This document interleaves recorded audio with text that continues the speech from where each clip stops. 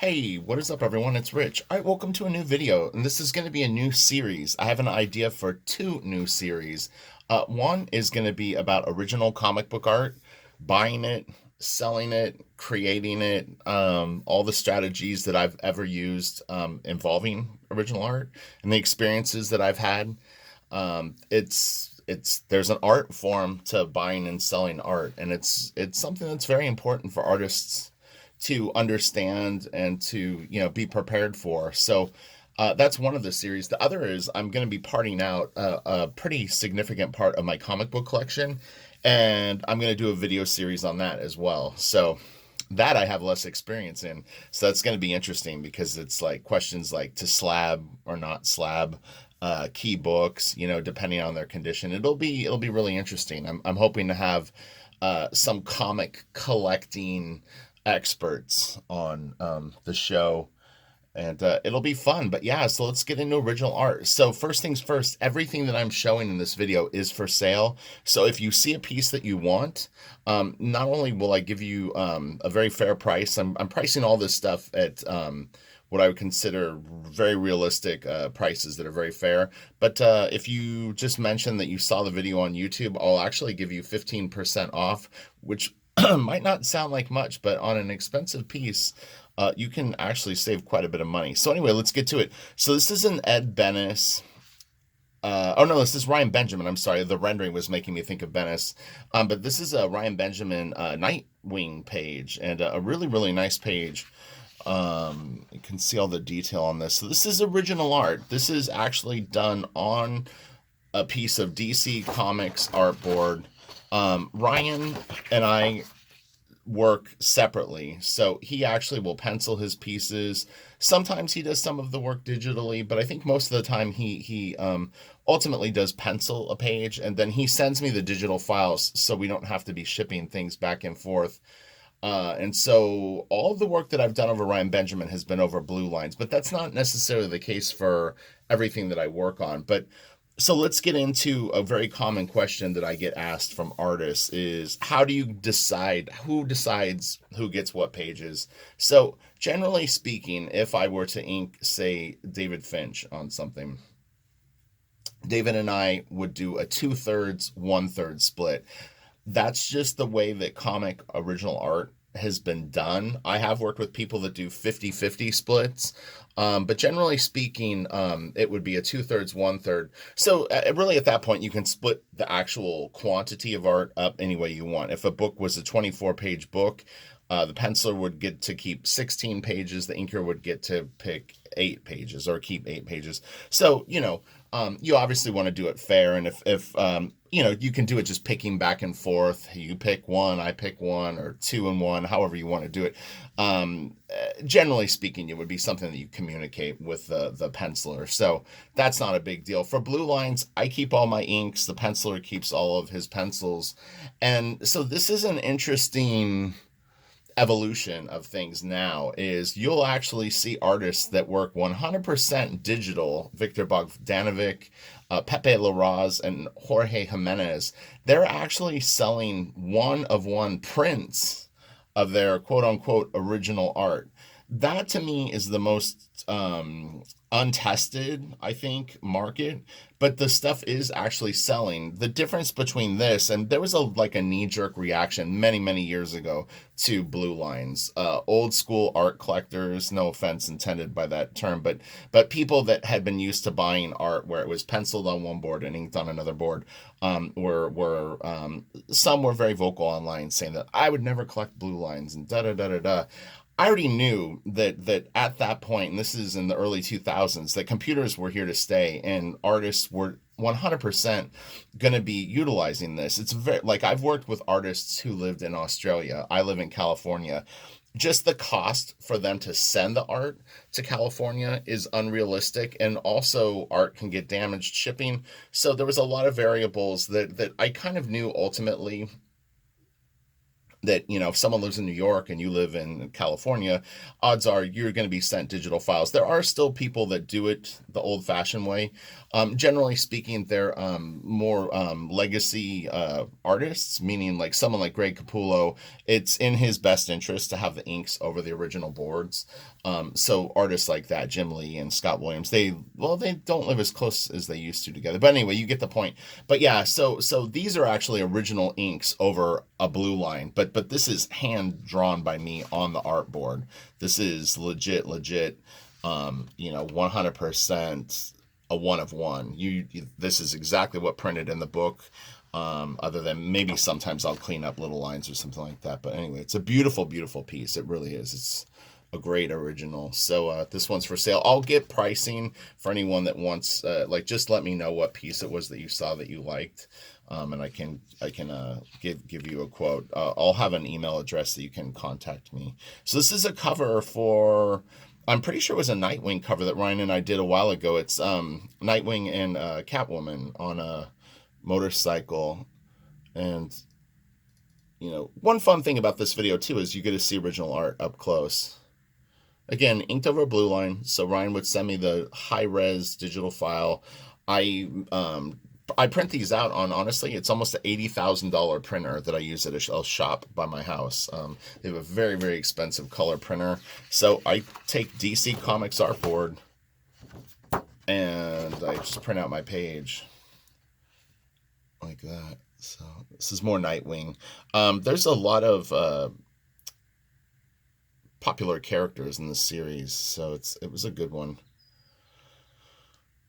So for pricing for a blue line versus pencils over inks, I mean, honestly, sometimes to me the value is exactly the same. Some art collectors might differ on that, but I haven't really seen much of a price slump of a blue line versus if I had inked this. Like sorry, Christmas lights are falling. If I ink this over the original pencils, I would probably ask the same amount for this particular page as I would on a blue line. I mean, I think that this is a nice maybe $150 page, just generally speaking. I mean, everyone is in a different position. I mean, I have multiple Eisner nominations. I am an Inkpot Award recipient. I mean, I've been in the business for a long time. I mean, you're getting high caliber art, when you buy an original piece of inked art from me. This is actually digital. Ryan wanted a very certain or specific effect on this page.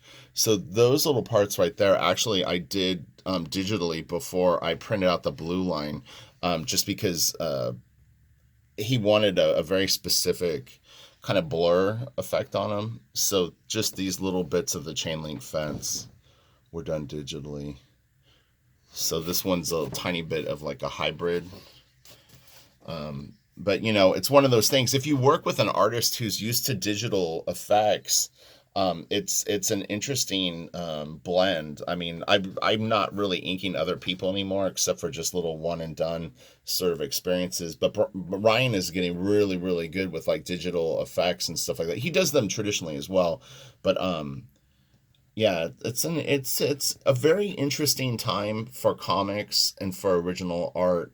And here comes some Ed Benes stuff. This stuff is great. These pages are really, really cool. I'm gonna just fix my art a little bit here. But yeah, these are awesome originals. Oh my God, they're so beautiful. Ed's really, really good. Now he's down in Brazil, I believe, or somewhere in across the globe. And so for someone like that, I mean, it just makes sense to do a blue line. There's no way you're going to be sending stuff back and forth like that. And look, honestly, is the inker, I prefer inking over a blue line, as weird as that sounds, and I'll explain why in a second. The board is immaculate. You're dealing with a brand new piece of Bristol board that is just flawless. Like the paper quality is perfect, and you get a better ink line down. On top of it, I don't have to erase at the end. Although I do with blue lines, I do erase because it does pull up some of the actual underdrawing of the blue. These are really, really nice Deathstroke pages. Um, but yeah, so I still erase the pages, but you don't necessarily need to. You can clean up the blue fairly easy digitally, and but yeah, when you erase the page, it can chew up the inks a little bit.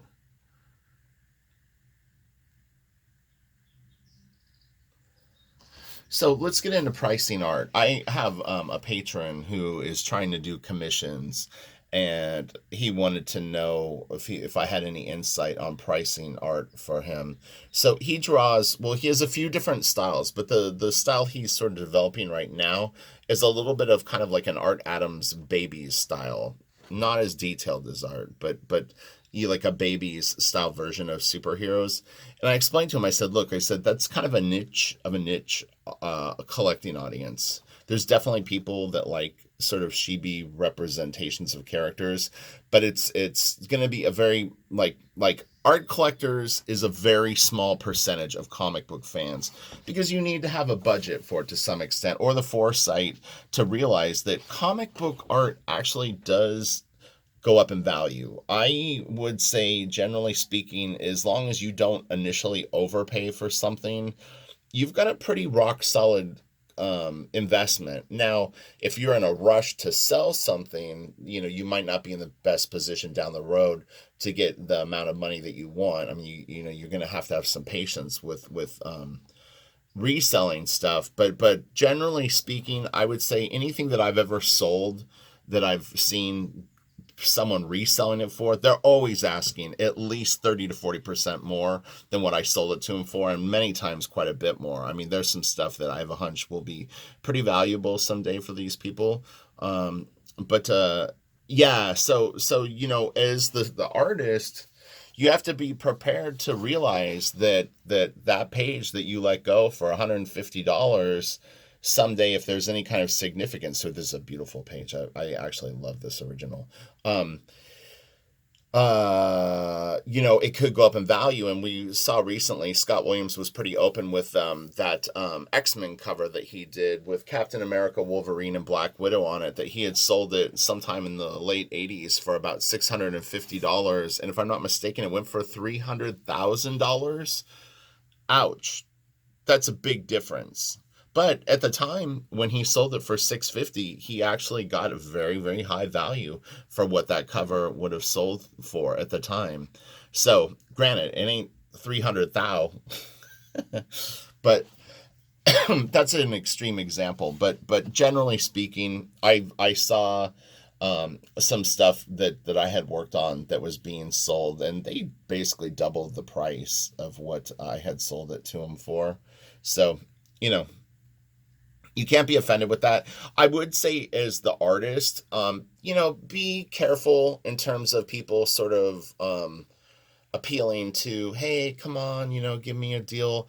A lot of this stuff will get resold. So the person that you hook up because they just couldn't live without that one particular piece, you'll see a year or two down the road, a lot of times that stuff ends up back for sale. And so just no, well, look, the reality is people are going to say whatever they are going to say to get a piece of art out of your hands if they really want it. It's a very, very passionate collecting group, and people get a little crazy with art.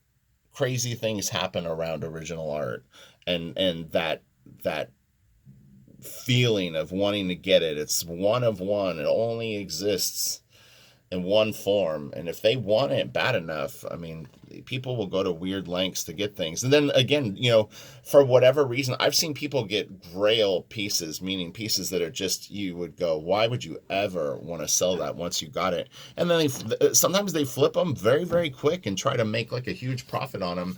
And based on my friends who collect art and sell art professionally, they're all aware of that, and it can look kind of sort of cheesy because they know that the piece sold. They go, oh, in March that piece sold for $6,500. Now this guy wants 12 grand for it. He's put it up on eBay and he's asking 12 grand, and it can come off as weird and greedy, and so yeah, when someone appeals to you and wants a break on a piece, just be aware that there's at least a 50% likelihood that at some point that they will sell the piece, and they will probably sell it for more than what you originally were asking for. So when you're giving them a discount, you're taking off money, you know, that it'll come out of your pocket, and then they probably still will try to sell it for more than what you originally sold it to them for. So it's an interesting thing. It's nothing to take personally. What is it? It's business. It's the business of art. Go watch. There's a documentary on YouTube called The Business of Art. It's about fine art, but you'll see how cutthroat it is. But it's fun. I love collecting art. I wish I had more of a budget to actually do it. This is a beautiful piece, by the way. Again, if you want to get any of these pieces, let me know. I'll send you the price for it, and we'll get it to you real quick. I shipped out some art this morning. In fact, the guy will have it by Thursday, so it's exciting. The stuff is packed very securely. It's fully insured, and then it's yours to keep and enjoy until you don't enjoy it anymore, and then you can turn it into a new piece of art. That's kind of what I'm going to do. So I love Mike Mignola's art, and I would love, love, love to have a small Mike Mignola collection, a few little pencil pieces, maybe some of his little washi sketches, and who knows, maybe a couple of nice interior pages. This is some beautiful Doug Mahnke stuff. Now, the Doug Mahnke stuff was inked over the original pencils. Doug is more old school. He's what I would consider someone who already has a built-in fan collecting original art audience that expects for the work to be on his pencils, over his pencils. So you respect that as part of the team. And it is a team effort. When you work on a book or you work on something like original art, you want to be respectful of the people that might potentially want it. So what I did to price Doug's work was I went around online and I looked at his art dealer's site, and I looked at pieces that they had for sale that were the equivalent of the pieces that I had. And you do your homework. You look on eBay and you see if any art has sold. What did that art sell for? And you come up with a price based on all those factors. And then also the importance of the actual job that you did. This is such a badass double page spread. But yeah, I mean, it's like, is there significance? Was a big writer write the book? Is it the Justice League, or is it some third tier book? All of that makes a big difference in the pricing. If you're doing creator owned stuff, then it's going to depend more on the quality of the work, the passion of the fans. How long has it been around? You build up to things. Look, when I actually said this in the David Finch interview that we did last week, that it'll be up at some point, but he asked me a little bit about that.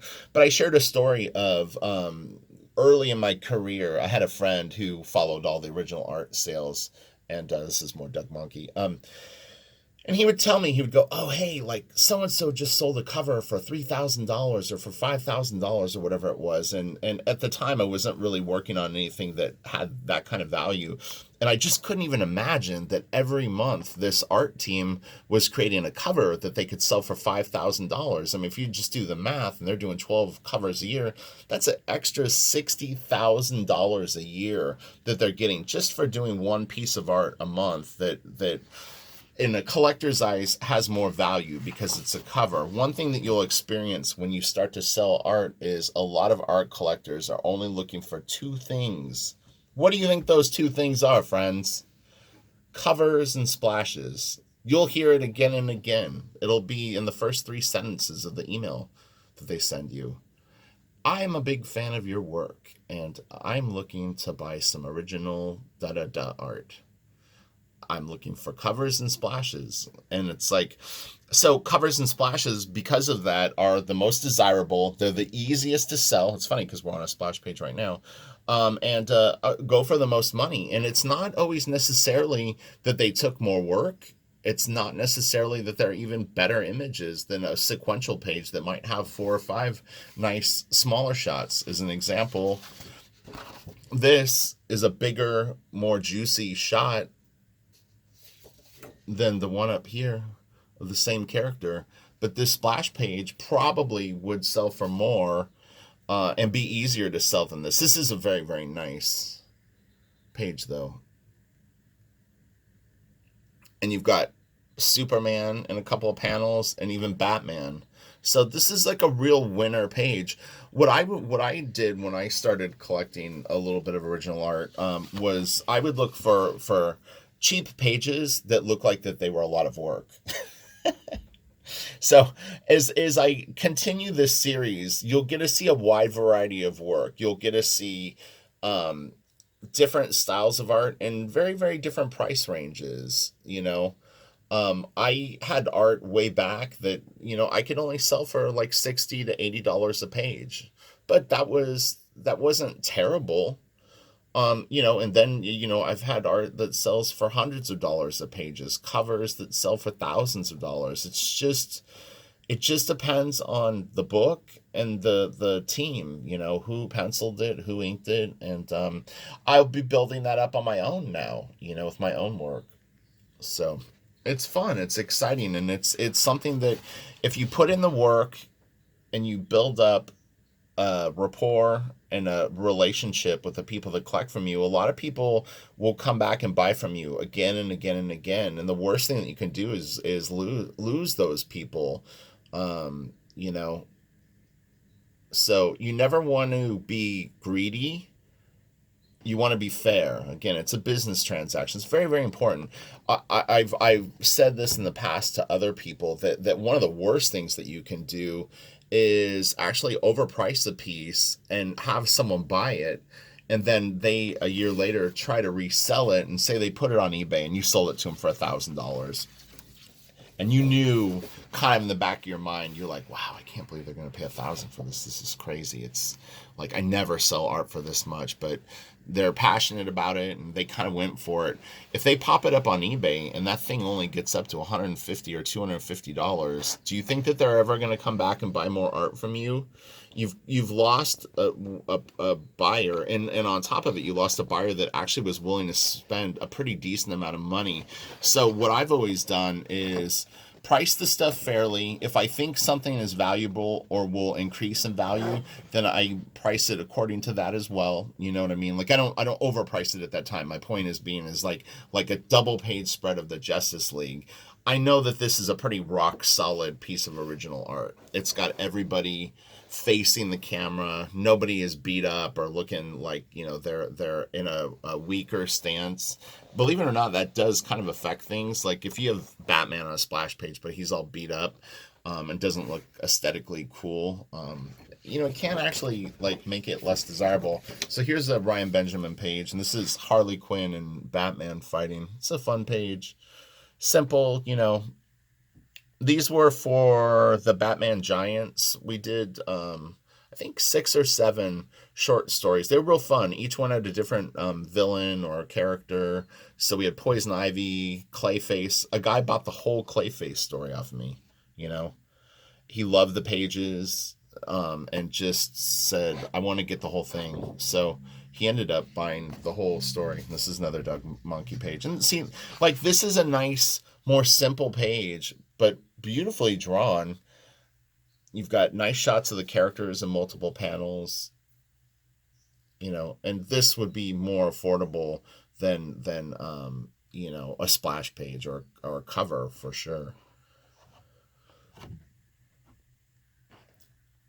So it's a fun hobby, man. It really, really is. And look, I mean, just based on my own collecting, as small as it is, I've never lost money on a piece of original art. And in fact, I've probably tripled or quadrupled what I did. I bought a Mignola cover years ago for probably $800.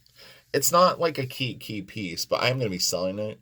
But I mean, I bought it 15 or 20 years ago for like $800. It probably is like a $3,000 piece, somewhere around there, 3 to 4 grand. So all I'm more than happy to triple or quadruple my money on things. But that's how it goes. It's funny too, is sometimes when you buy original art, you'll see a price up in the corner that maybe was from years ago, or on the back. Sometimes they'll write them like an art dealer, and you go, God, man, someone bought this one at one point for like $90, and now it's worth like 6 grand, or you know what I mean. It's kind of fun to see how that stuff goes. I mean, imagine that Scott Williams piece very well could have that $650 price on it, and a guy bought it, held on to it all these years, and then sold it for $300,000. Crazy. So, all right, if you saw anything in there that you liked, let me know, and I'll hook you up, and you'll get that discount too. All this stuff is priced very, very fairly too.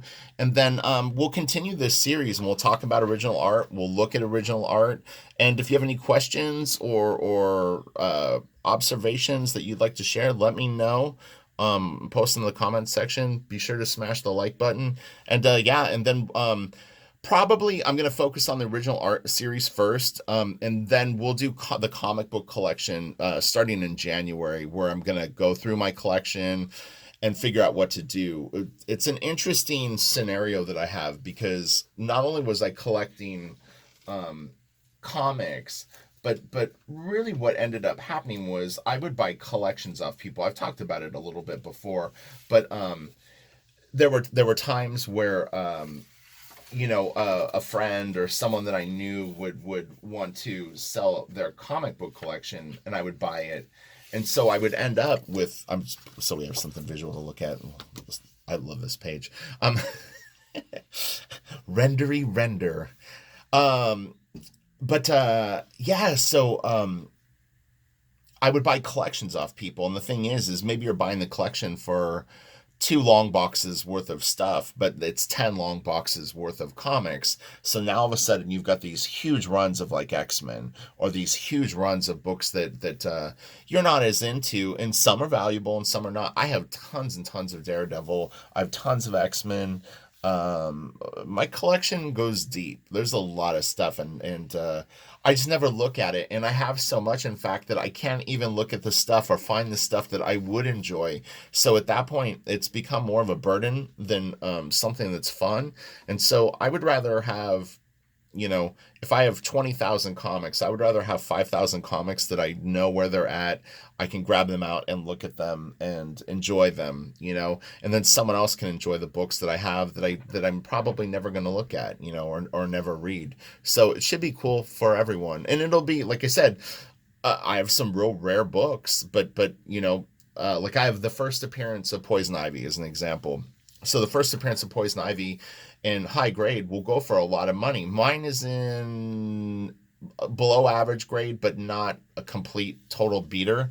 But do you slab a book like that, or do you just sell it unslabbed and try to really kind of show clearly like what condition it's in, and how do you price a book like that? So I'm going to try to find some people that are experts on that, and have them on, and it should be fun, because most people that are drawing comics have collected comics, and we're probably not only creating original art, but we have some comics or art books that maybe we don't need anymore, and we want to move, make room for new stuff, and make what we have more manageable. So, all right, have a great day. Please let me know if you want to buy anything, and I'll talk to you guys later. Bye. Have a great day.